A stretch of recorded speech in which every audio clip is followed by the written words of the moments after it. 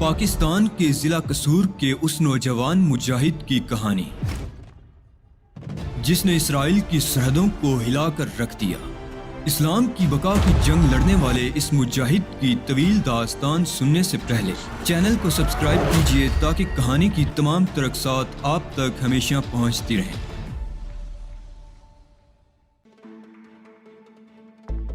Lancaster کے غنڈوں سے بچنے کے لیے بہتر ہے کہ میں گھر پر ہی آرام کروں۔ ٹھیک ہے، یہ کہتا ہوا اینڈریو چلا گیا۔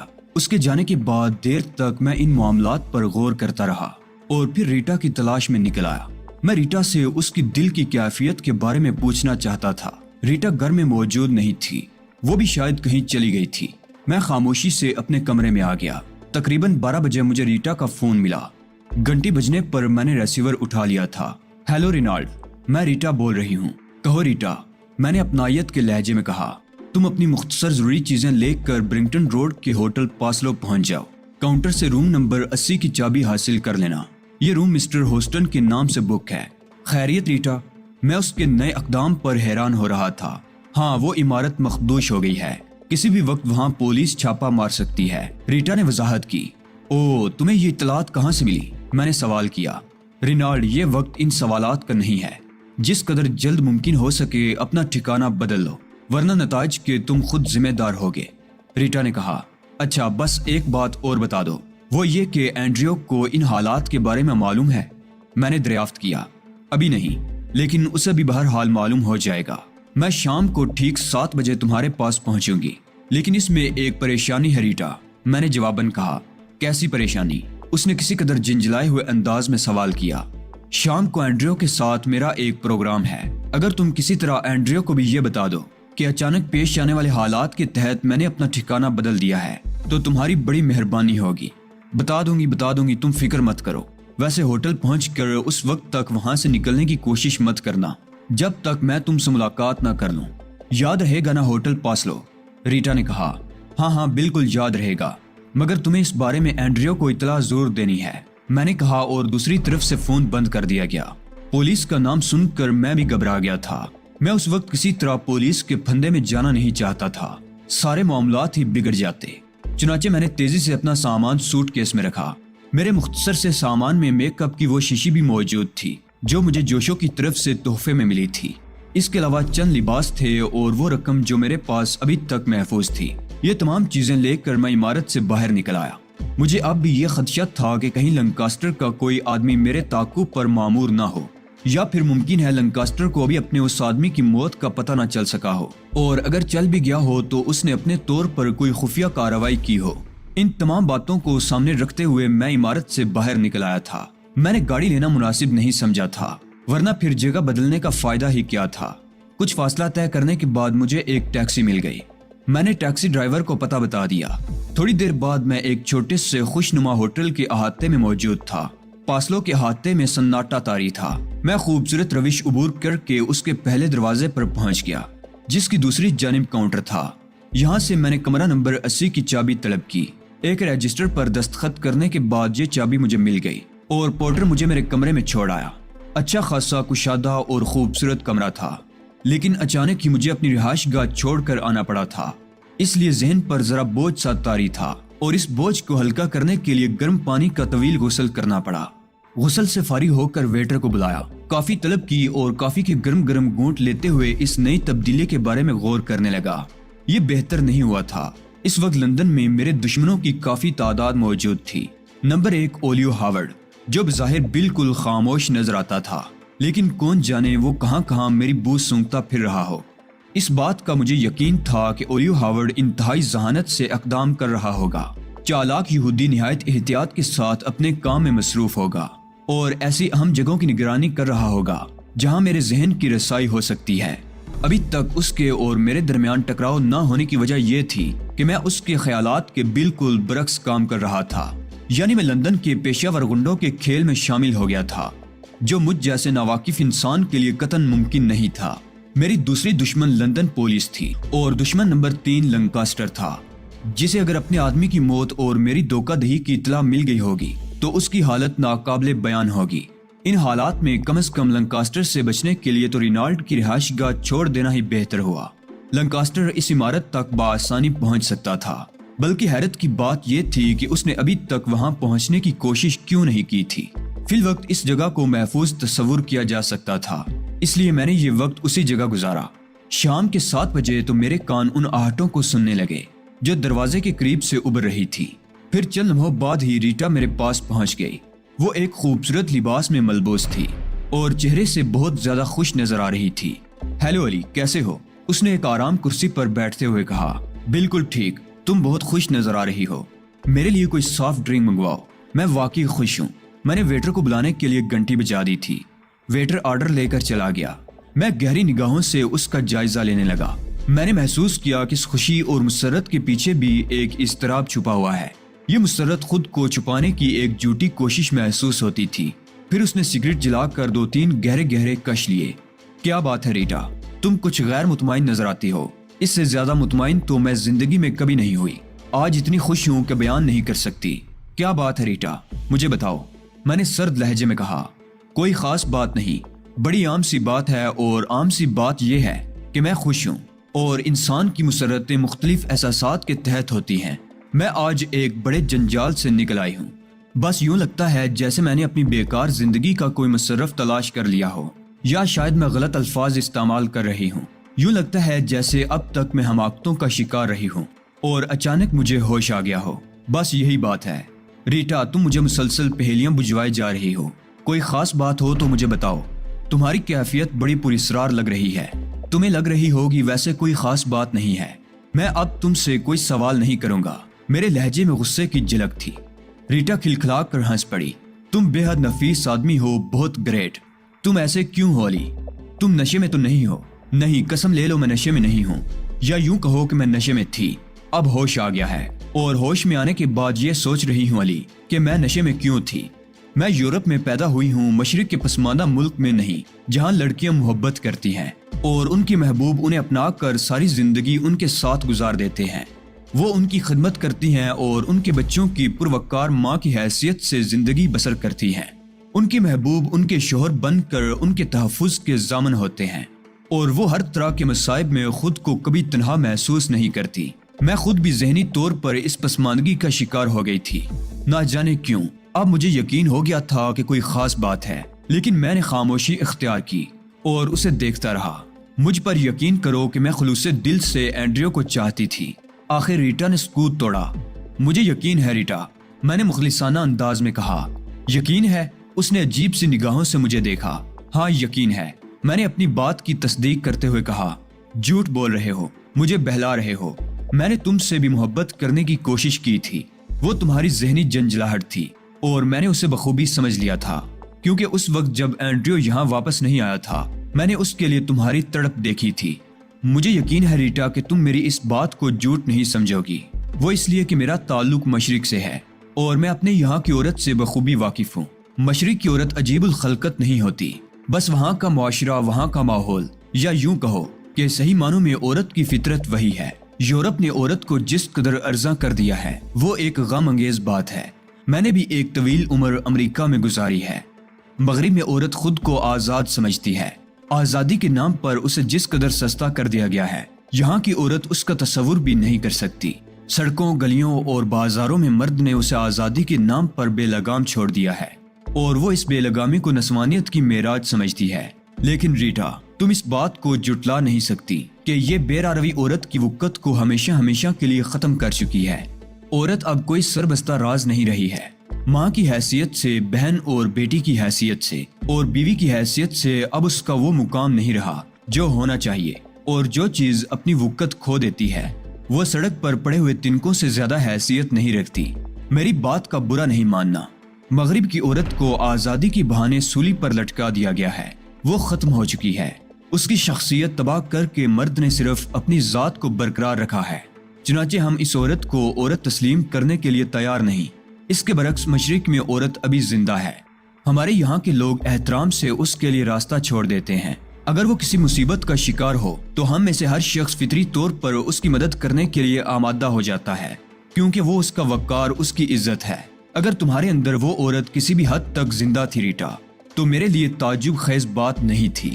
میرا خیال ہے تم میرا مقصد سمجھ گئی ہوگی۔ میں نے ریٹا کو دیکھا، اس کے رخساروں پر آنسو بہ رہے تھے۔ پھر اس نے دونوں ہاتھوں سے منہ چھپا لیا اور سسکیاں لے لے کر رونے لگی۔ میں اس کے قریب نہیں گیا تھا کیونکہ اس سے کسی ایسی ہمدردی کا اظہار کر کے میں اپنے لیے کوئی مصیبت مول لینے کو تیار نہیں تھا۔ دیر تک وہ سسکیاں لیتی رہی، پھر دونوں ہاتھوں سے گال خشک کر کے اس نے سامنے رکھا ہوا سگریٹ اٹھا کر جلایا اور بڑے عجیب سے لہجے میں بولی، میں نے اینڈریو کو گرفتار کرا دیا۔ میرے بدن میں گرم گرم لہریں دوڑ گئی تھی۔ چند لمحات تک میرے ذہن میں مد و جزر کا سا سما رہا۔ پھر میں نے بمشکل تمام پوچھا، کب؟ آج دوپہر کو، تمہیں فون کرنے سے قبل۔ میں نے اپنے باس مسٹر برٹرینڈ کو اس کے بارے میں اطلاع دی۔ میں اس کا تعاقب کر رہی تھی۔ پھر جب پولیس نے اس کے ہاتھوں میں ہتھکڑیاں لگا دی تب میں وہاں سے ہٹی۔ پھر مجھے تم نے یہاں کیوں منتقل کیا؟ میں نے پوچھا، اس خیال کے تحت کہ کہیں وہ تمہاری نشاندہی نہ کر دے۔ یہ کمرہ تم نے بک کرایا تھا؟ میں نے سوال کیا۔ ہاں، ریٹا نے پرسکون لہجے میں جواب دیتے ہوئے کہا۔ اس اطلاع نے مجھے بہت زیادہ پریشان کر دیا تھا، لیکن ریٹا کی ذہنی کیفیت بھی میں بخوبی سمجھ رہا تھا۔ اینڈریو نے اس کی واقعی توہین کی تھی، اور جب اس نے اینڈریو سے نفرت کا اظہار کیا تھا تو میں نے اس کے لہجے کی وحشت محسوس کی تھی۔ اس کے بعد میں ریٹا کی خاموشی سے بھی مطمئن نہیں تھا، لیکن پھر بھی سچی بات یہ تھی کہ میں خود بھی یورپ کی عورت سے بخوبی واقف نہیں تھا۔ میں نے بھی یہی سوچا تھا کہ ممکن ہے ریٹا اینڈریو کی یقین دہانی سے مطمئن ہو گئی ہو۔ دیر تک خاموشی طاری رہی۔ پھر میں نے گہری سانس لے کر کہا، تمہارا کیا خیال ہے ریٹا؟ کیا اینڈریو تمہیں شریک جرم نہیں بنائے گا؟ بناتا رہے، یقین کون کرے گا؟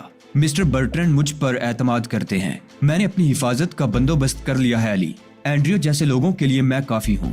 اس نے میرے بارے میں غلط اندازہ لگایا تھا۔ میں اتنی بے بس اور اتنی کمزور بھی نہیں تھی علی کہ اتنے عرصے سے اس کے ہاتھوں میں کھلونا بننے کے بعد خاموشی سے اس کے راستے سے ہٹ جاؤں۔ تم نے سنا نہیں اس نے میرے بارے میں کیا کہا تھا؟ جب اس کے پاس کچھ نہیں تھا تو وہ مجھ سے اظہار محبت کرتا تھا، کہتا تھا کہ میرے بغیر اس کی زندگی ادھوری ہے۔ میں اس کی ہر بات کا یقین کر لیتی تھی۔ مسٹر برٹرینڈ مجھے اپنی بیٹیوں کی طرح چاہتے تھے، حالانکہ میں ان کی ملازمہ تھی، لیکن انہوں نے کبھی میرے ساتھ نوکروں جیسا سلوک نہیں کیا۔ میں نے ان سے غداری کی صرف اس لیے کہ اینڈریو اپنی خواہشات کی تکمیل کرے۔ وہ دولت کی حصول کے بعد امریکہ چلا گیا۔ میں نے صرف اس لیے اسے برداشت کر لیا کہ یہاں اس کی زندگی خطرے میں تھی۔ یہاں وہ آزاد نہیں رہ سکتا تھا، لیکن اس کے دل میں میرے لیے کوئی جذبہ نہیں تھا۔ میرے اثار کا اسے کوئی احساس نہیں تھا۔